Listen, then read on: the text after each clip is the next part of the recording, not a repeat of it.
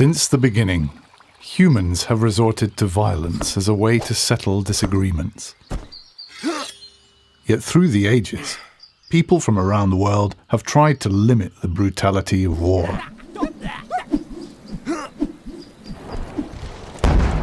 It was this humanitarian spirit that led to the first Geneva Convention of 1864 and to the birth of modern international humanitarian law. Setting the basic limits on how wars can be fought, these universal laws of war protect those not fighting, as well as those no longer able to. To do this, a distinction must always be made between who or what may be attacked and who or what must be spared and protected. Most importantly, civilians can never be targeted. To do so is a war crime.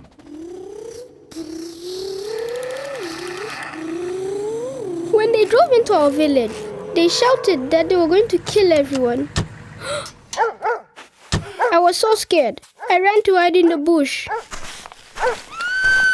I heard my mother screaming. I thought I would never see her again.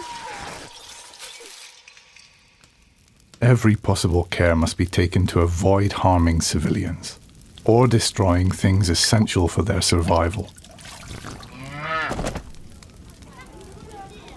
They have a right to receive the help they need.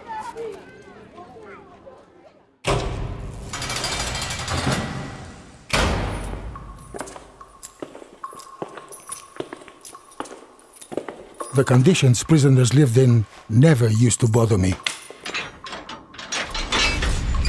People like him were the reason my brother was dead. He was the enemy and was nothing to me. But then I realized that behind bars, he was out of action and no longer a threat to me and my family. The laws of war prohibit torture and other ill treatment of detainees, whatever their past.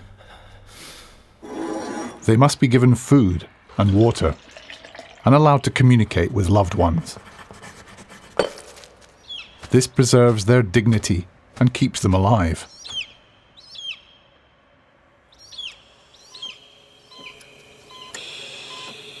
Medical workers save lives, sometimes in the most dangerous conditions.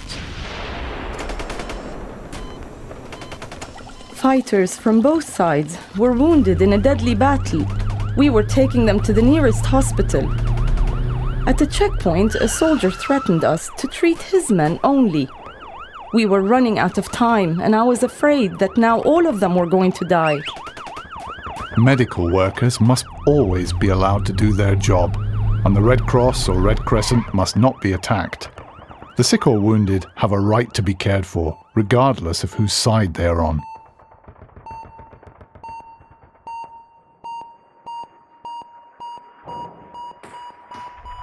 Advances in weapons technology have meant that the rules of war have also had to adapt. Because some weapons and methods of warfare don't distinguish between fighters and civilians, limits on their use have been agreed.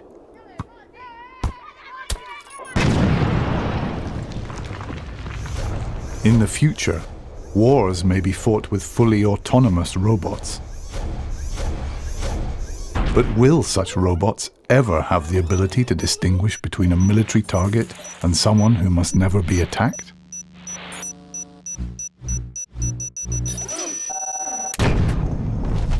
No matter how sophisticated weapons become, it is essential that they are in line with the rules of war.